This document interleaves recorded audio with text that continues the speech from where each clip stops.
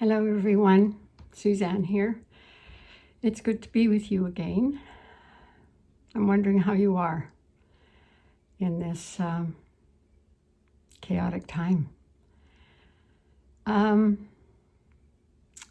see where we go today. I want to talk to you a little bit about fear and a little bit about want. There is a lot of struggling happening. People are suffering. Even in just the everyday, normal, sort of run-of-the-mill life that we all have from time to time, people are suffering. And there's not much we can do about that because life is difficult.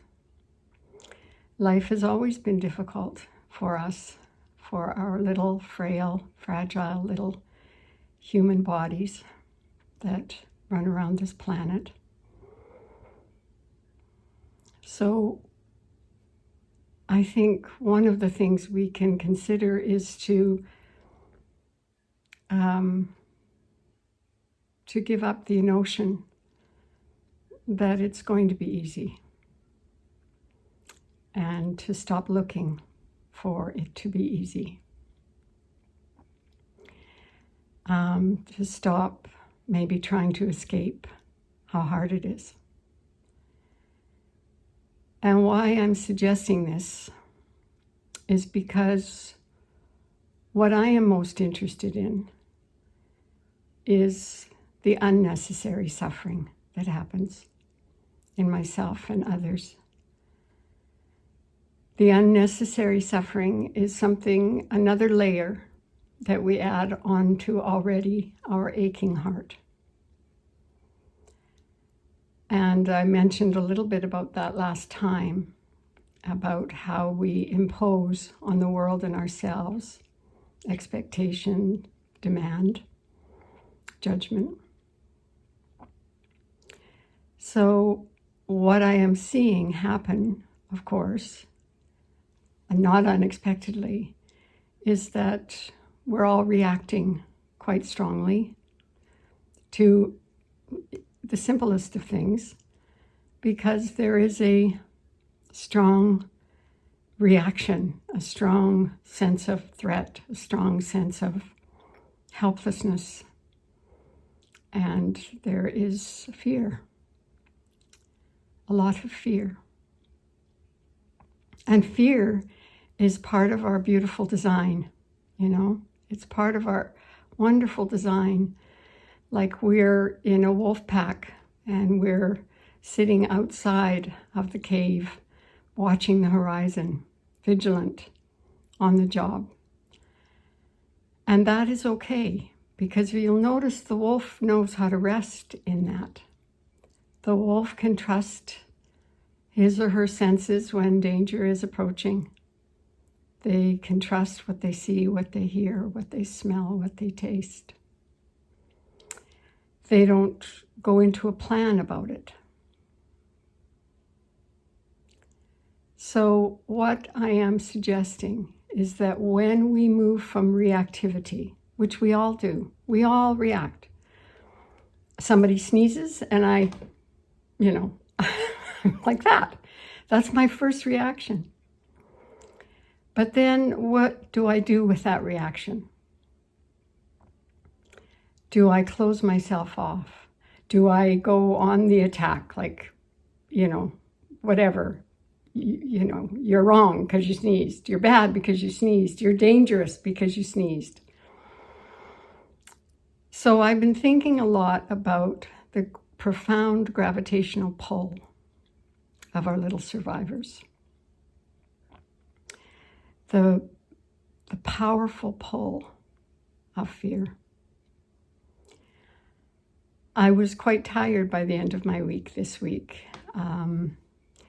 There's a lot of trauma out there happening, and I'm pretty good at holding myself, but I was tired, and And so I noticed me wanting to close off. So I asked myself when I woke up this morning, what do I want? And then as I was finishing my walk with my dog, I noticed there was a neighbor down at the end of the street. My first reaction was to scoot in the gate and come up to the safety of my little nest up here. But is that what I want? What I want is more connection with myself, to feel the simple joy of an even casual exchange with someone. So I waited, and I bid my hello, and it was a lovely little exchange. Asking yourself what you want is a moment-by-moment lived prayer. What is it I really want? What is it this heart really wants?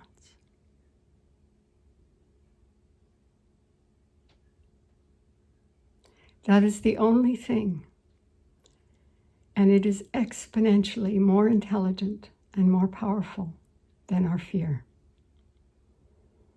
It can open us in ways that we didn't know possible. It can bring clarity and joy where we have been huddled with our head between our hands.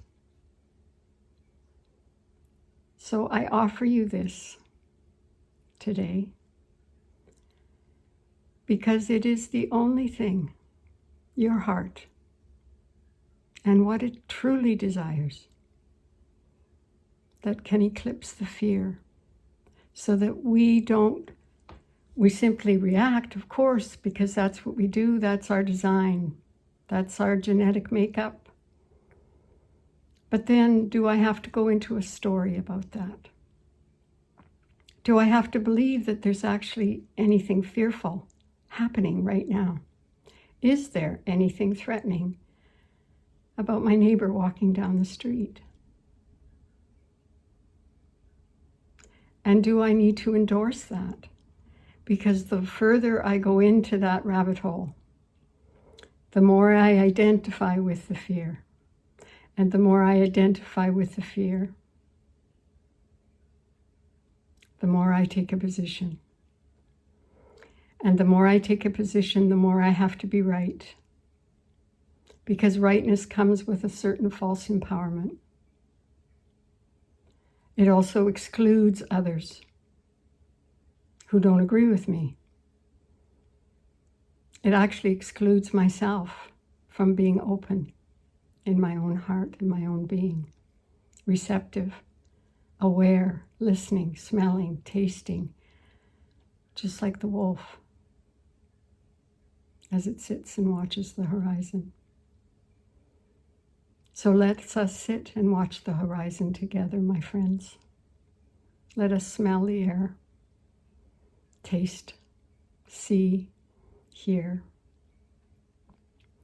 And for just a moment, what is it in this moment I really want?